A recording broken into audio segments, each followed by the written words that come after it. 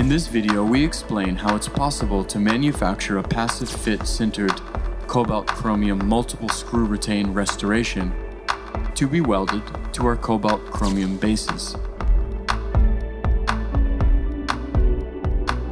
30-degree angulation and reduction of the screw channel to be welded to BHS 30 cobalt chromium bases.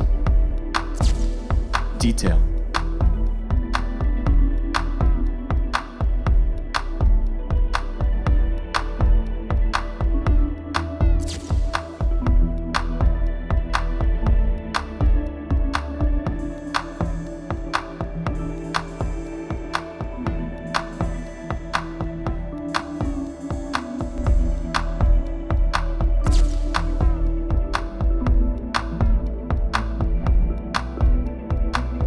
Angulation and reduction.